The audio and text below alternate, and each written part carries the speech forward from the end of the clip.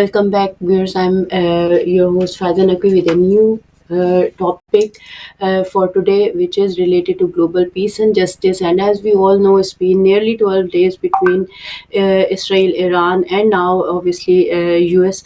They are obviously were exchanging fires with each other, and the situation is really terrible. But last night, obviously, Trump has announced the ceasefire. So, what is that ceasefire about? What is going on in this world?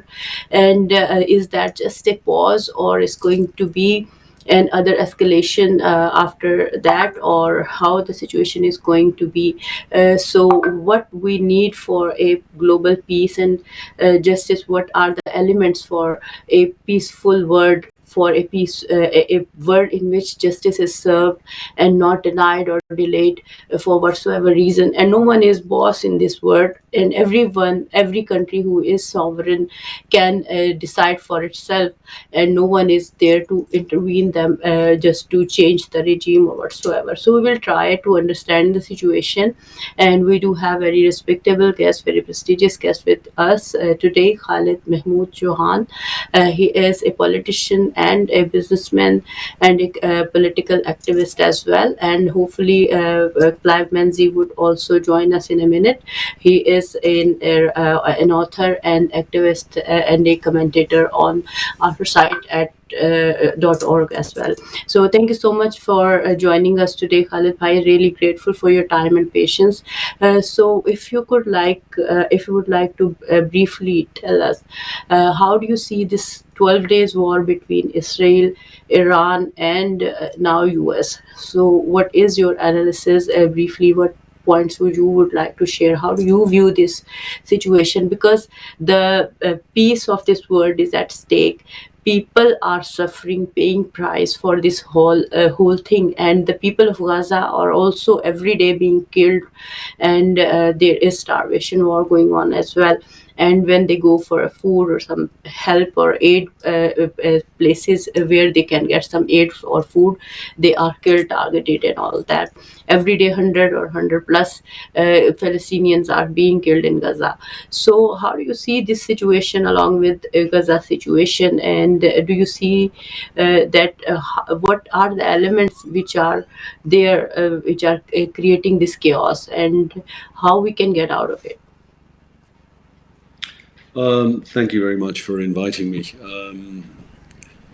I think the important thing. Can you hear me okay? In the past, I've had some issues with the microphone. Yeah, if you can speak a little louder, but in general is fine, not bad.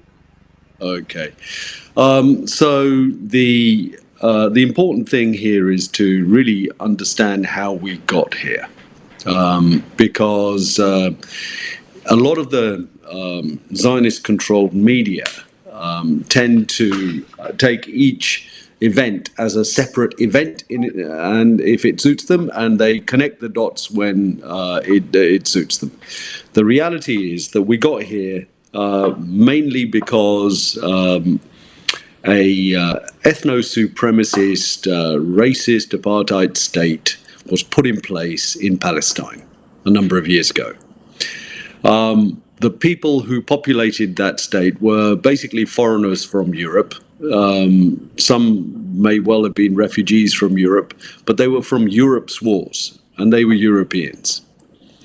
They were given military supremacy over the local indigenous population, and the British Empire, which at the time, after the First World War, controlled that area, against the wishes of the local population, started planting these people on top of the local population. The British Empire was very, very complicit in allowing weaponry to reach the foreign invaders and preventing weapons from being circulated amongst the indigenous population to defend themselves.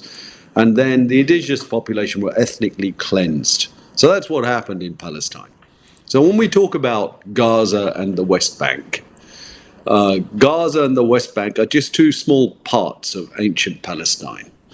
Many people will have grown up seeing a map with the country of Israel on there, and And if you look at the Israeli Prime Minister Benjamin Netanyahu's various maps he puts up, it shows Israel now encompassing most of the West Asian region, which is the whole Greater Israel project. But in reality, there is no historical Israel. No such thing exists. It was in ancient texts, documented texts, it was a place called Palestine. And Palestine was then occupied by some settler colonists from Europe after the Second World War. And those were facilitated. And they engaged in ethnic cleansing and a sort of mini genocide of the local population even then. People were terrorized out of their homes. And what you now see even in sort of United Nations maps as Israel was indeed Palestine. And the people that you now see herded into Gaza were actually herded there from the area that is now Tel Aviv and Haifa. So many of these people in Gaza were originally from that place. Similarly, we could talk about the West Bank. The West Bank were people that were herded there from the other parts of Palestine. So it was a permanent refugee crisis. These people were not allowed to go anywhere else. And then we had a constant influx of basically European Zionists into that area to ethnically cleanse further and further. And that's what they've been doing, to basically occupy that land. And part of the whole process of ethnic cleansing has been to deprive the citizens of the means to live. So they built a huge wall separating people from their fields, separating families, separating households. We have a constant litany, and this has been going on since 1947, of brutal massacres, of casual daily rapes, of casual daily murders committed by these occupying forces. And to the extent where the people herded into Gaza were basically enclosed in a tiny strip of land. I think it's probably the most densely populated area on Earth, with absolutely no access to any way of economic subsistence, deprived of their lands, deprived of their homes. And that was the condition of Gaza. In many parts of the West Bank, it's the same story. And it is therefore a human right. It is a right to resist occupation. It is a right to resist occupation. So it is inevitable that those people will resist. And if you look through the last 40, 50, 60, 70 years, the resistance has taken on many names and many forms, but there's always been resistance. When the choice that one offers a bunch of people is you either die or you fight, what choice do they have? The choice was not, as Netanyahu and the mendacious Zionist-controlled mainstream media here in the West say, is between peace and violence. No, it's between being murdered violently, starved to death, or resisting. That is the only choice the Palestinians have had. And if you look at the historical fact, the actual factual record, this is the only choice they have had. It's either to resist or fight. So therefore, the various names that those resistance movements took on have changed over a period of time, and they have been prone to manipulation by outside forces. But when you give people a choice between dying and resisting, they have no choice. So this is the situation with Gaza. So the Gaza resistance obviously engaged in activities that it deemed necessary to just survive. They were being starved to death. They were under continuous siege, continuous sanctions. So that brings us up to, any number of Israeli attacks, Operation Cast Lead, where thousands of people were killed, their homes destroyed, demolished. So this has been going on constantly. And then it appears from October 2023 that the occupation settler colonist ethno-supremacist state of Israel decided that now it was going to go for the final solution. Complete extermination of an indigenous population. I think looking at the facts, forget all of the rhetoric, forget all of the fluff that people have circulated on the news media. Look at the facts. The entire territory has been systematically destroyed. The women and children in those buildings have been systematically murdered. British doctors who have been there under UN auspices have been horrified, and they've expressed these opinions to parliamentary select committees, that they have not seen so many children brought in with headshot wounds. Children with headshot wounds. This is a deliberate act of murdering a child by shooting to the head. So you can see that this is a policy of extermination that has been engaged in Gaza.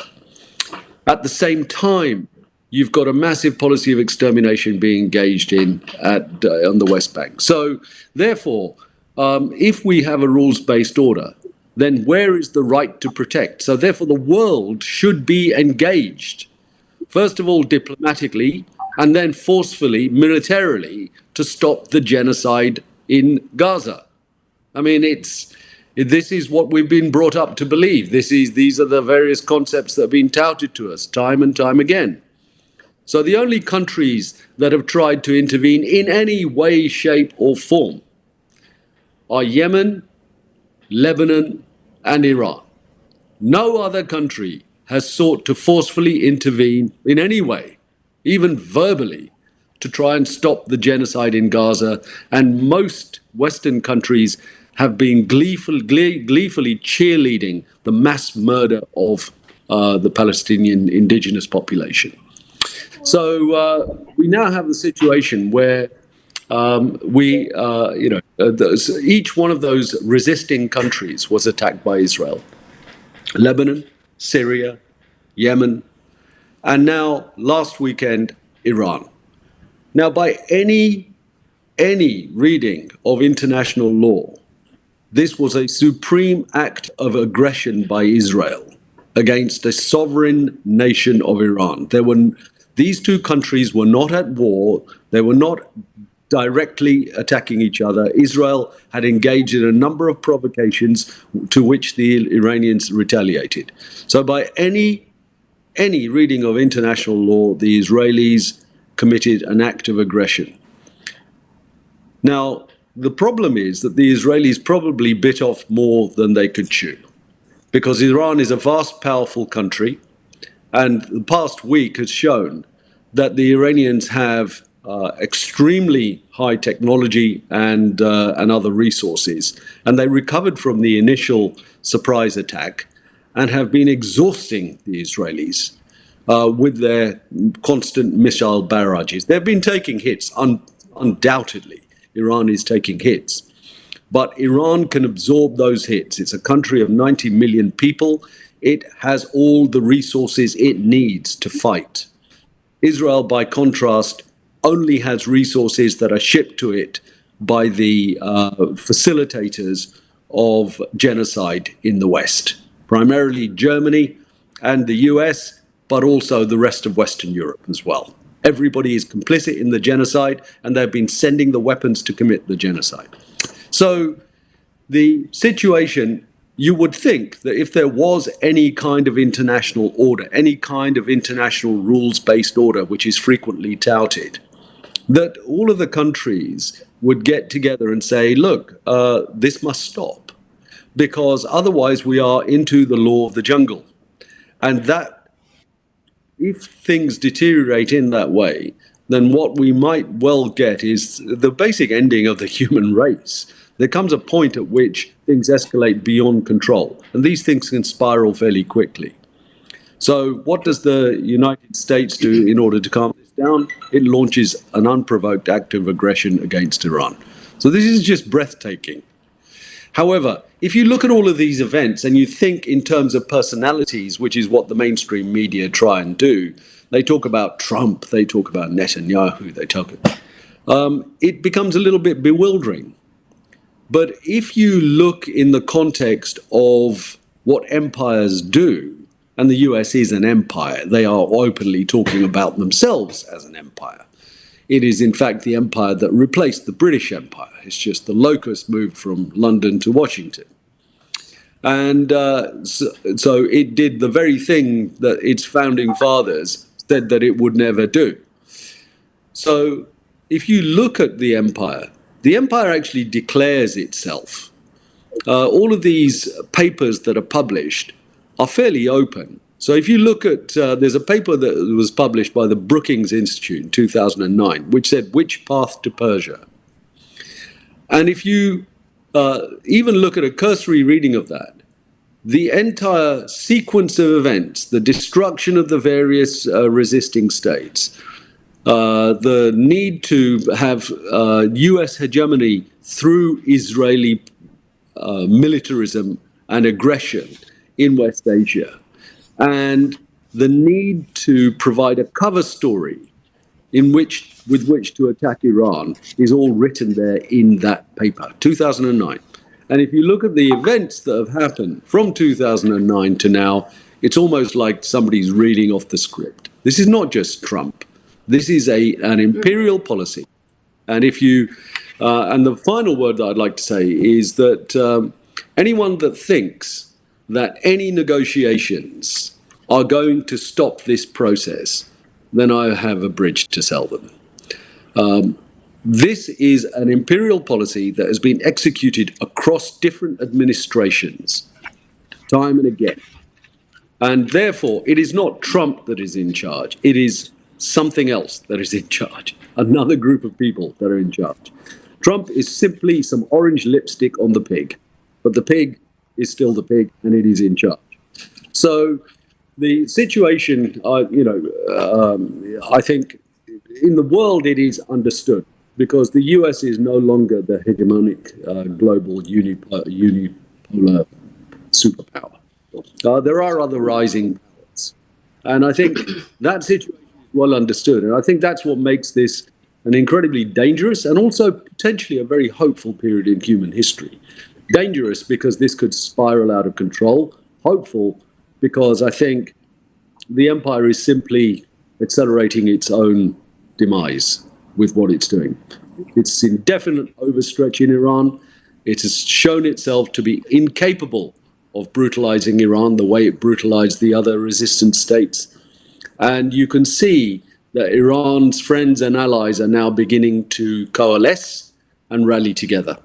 And I think as countries around the world realize that this horrifying dystopian future that we're staring in the face, where there are no rules, and this kind of random acts of aggression by the US and the Israelis, people are beginning to see that this is not the way forward. So I think the global community, the real global community, is beginning to wake up. Thank you so much, Khalid Bhai, for your insightful analysis, and I'll take Clive on that as well. Clive, you have heard Khalid Bhai. So, how do you analyze this whole situation? We live in a world in which IAEA is biased, and they give secret information to the enemy of that country, where human rights are not respected by these powers, where when Masa Amini case come, everyone was shouting, but there are countless Masa Aminis and countless women and children are being butchered, slaughtered and murdered, or even burnt. They are alive. I feel like more sorry for the children who left alive, in the sense that who are alive and burned in pain and amputated and under debris, and many parents and children are in the situation where their parents or children are under the rubble and they are unable to do anything, and they know they were alive and then they die. If we live in a world where United Nations is ineffective, where international law is ineffective, where one superpower that gives ceasefire order to India and Pakistan, in a minute ceasefire happens, and then that power take a preemptive action or whatsoever action, aggressive attempt to attack a sovereign country. They like they the Israelis, they do use in disrespectful words for, obviously, Sayyidi Khamenei, who is a supreme leader of a sovereign country. So they try to change a regime, and they are obviously after it, and they are not going to stop there, even if they say there is a ceasefire or whatsoever. So how do you view this world which is lawless, and there is no rule and regulation, there is might is right, and where they have opened a door for many other countries who are poor and small and who are watching this situation, that if you don't have, for example, army or whatsoever, then you can't survive in this world, and you might end up like giving this kind of threat, indirect threat to those other countries who doesn't have these nuclear weapon, and they might be attacked like this, the way Iran is being attacked, who has NPT, who was ready for negotiations, and in the middle of negotiations they were attacked. So how do you view this lawless world, where there's just might and right, and one party is trying their best to be like ethical, moral, legal, following laws and all that. The other parties are just opposite to it.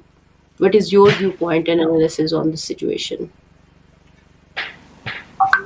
Good morning. Well, one needs to understand that there are many layers to this, and what Khalid was describing and what you've alluded to is the geopolitical layer. But that is a sub-layer of how the world is actually run. And essentially, there is a cult, and this cult has been around for some 2,500 years. And the aim of the cult is world domination and population reduction, to leave a, if you like, subhuman class. And there are many strands to this, of dumbing down population, using medication to reduce capacity and to eradicate people en masse, and this has been happening. But this era that we've lived through for the last 2,500 years or so is coming to an end. And whilst nominally America was the empire that reigned supreme for many, many decades after the British loss, or as Khalid said, it was transferred from Britain to the American empire. But that now is in decline. And a lot of people talk about the shift to BRICS, Russia, China, as being the next empire. Our research would suggest that actually we're going through something much more significant, where the power is actually devolving to people. Because the reason that we have wars and all of the horrors that have been so articulately described is because we have institutions that have self-interest. Every institution is infiltrated by the cult. You refer to the UN being impotent. Well, the UN is infiltrated by the cult. All of the major institutions across the West, and to a certain extent throughout China, Russia, and probably Iran, although it's not something that I'm familiar with in terms of all the institutions. There is, if you like, a hidden hand within all of these matters. When people play chess, they're usually friends, and yet the white and the black pieces are deadly enemies. This is this is the game that's being played. People are being manipulated. And I think one of the main tools for manipulation is fear. So, we can go back to the war on terror, which unleashed this mayhem and nonsense, not nonsense, but madness that we're currently witnessing around the world, not just in the Middle East or West Asia, but also in Ukraine and spreading elsewhere. This is the indicator that the system is dying, and people are beginning to wake up to this fear agenda, first through the weapons of mass destruction in Iraq.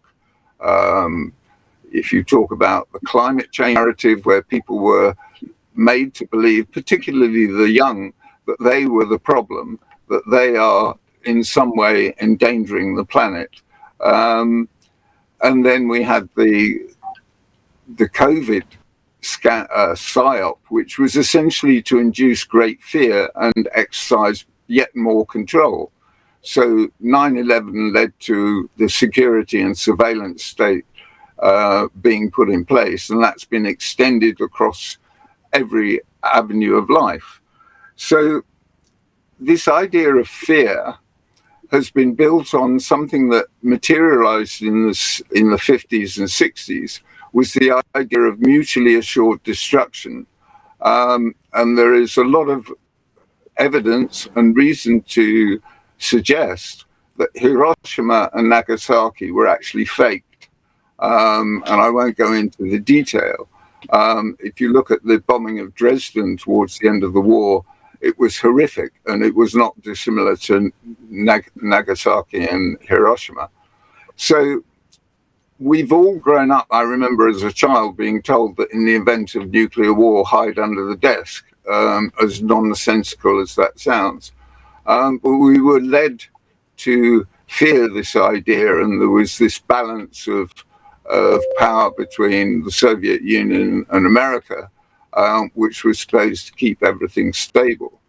And the whole nuclear industry, whether it be in terms of nuclear material or nuclear weapons, is a massive money-making machine. And there are many strands to the agenda, if you like, of creating this fear of nuclear weapons. So if we move to the specifics of what's been happening in the last couple of years, it is now well accepted that the agenda for Greater Israel is being rolled out with some aggression. I think Khalid referred to responsibility to protect. Well, that was the pretext under which Libya was destroyed. Obviously, we saw Iraq, and now we've seen Syria, and the genocide which began in October 2023, which again was false flag initiated. And it is clear from all the evidence that is available that the Israelis actually killed their own people. So this is not about over concern for Jews. So this agenda of fear has created division and conflict around the world. So Jews are made to fear everybody else because they're trained from a very early age to believe that everyone wants to destroy them, based on a large measure of mythology of the Second World War. And this is now coming to a head. And more people are awakening to the fact that actually the problem is not this country or that country, but government itself.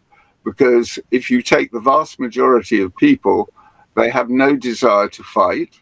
They share a common interest in having the means to life, to nurture their families and prosper and thrive within their own lands, effectively. And more people are coming to that realization.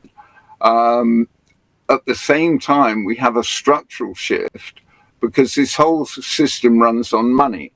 And money has been the instrument with which to, if you like, fuel and create institutional hierarchy, which can be manipulated. Once you have an institutional hierarchy, it can be very easily manipulated. And I won't go into the detail of that, but the reason that we have all these wars is that those at the top of governments, corporations, whatever religions, whatever institution it may be, are being incentivized to actually, through self-interest or blackmail, to actually do what they do. Without institutional hierarchy, that would never happen. The word anarchy was demonized in the 19th century, primarily because it was gaining a foothold or traction amongst the general populace. And so, a bit like Hamas and other organizations that have been standing up against this genocide have been demonized, so was anarchy demonized and made to associate it with chaos, mayhem, and murder. But the reality is that anarchy means no ruler. We are all sovereign beings. And the paradigm shift that I've referred to is that we're going to move away from institutional hierarchy to much more autonomy, mutual cooperation, and codependence and self-organization. And this is a trend that is happening not just at grassroots level, albeit in very small scale compared to the total population, but it's now occurring at a structural level.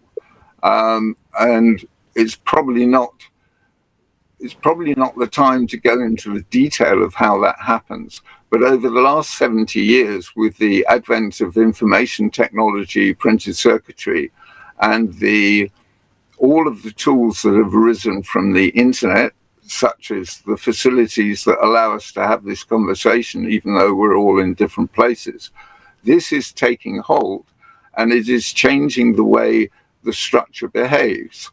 And this is to do with, up until recently, we could only think in terms of direct one-to-one exchange. In other words, if I want something, I have to pay for it.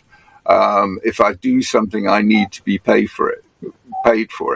And yet what the internet has opened up is a completely different paradigm, where people are freely sharing their wisdom, their capacities, skills, experiences, and needs. And those are being fulfilled not by any direct one-to-one exchange, but through the mechanism of platforms like eBay, YouTube, LinkedIn, etc. Now, because we live in a monetary paradigm, that is currently controlled.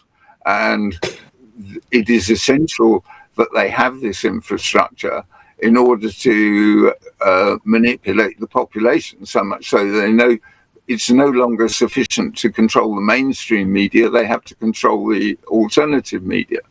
But that is primarily because of money. But all of these tools were created by this self-organizing project, if you like, where people had autonomy to do what they wanted. The things they were interested in, they would work on together collaboratively around the globe. And this is what is really forcing the structural change, not just in terms of technology, but in terms of the way we organize ourselves. So the use of money to organize ourselves is beginning to be displaced by something which comes naturally to us, because before money, we operated on this basis. That people were in small communities where they could cooperate, support each other according to their needs and circumstances. The problem arose when you went outside the community, because we didn't have the capacity to understand the needs of strangers and their capacities and their wisdom and skills, etc. Whereas we now have the tools. When money was adopted some 2,500, 3,000 years ago, we didn't have any alternative. And arguably it was a necessary evolutionary step, but it's long surpassed or outlived its usefulness.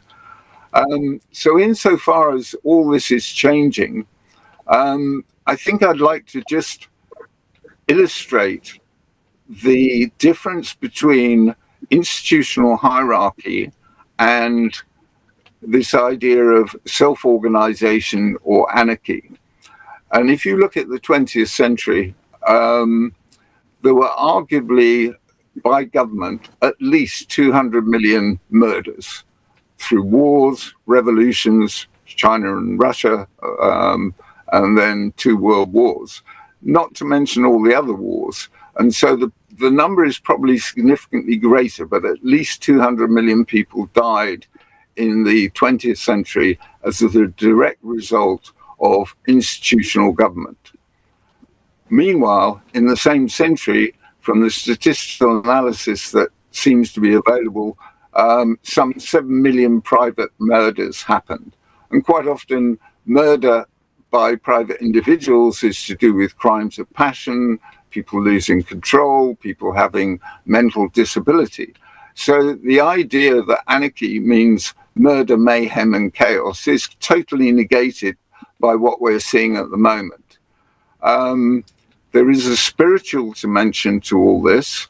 There is an energetic rising, if you like, among the global population that is beginning to be more aware of a higher state of consciousness, that we're all connected beings to the creation, and that will triumph in the end.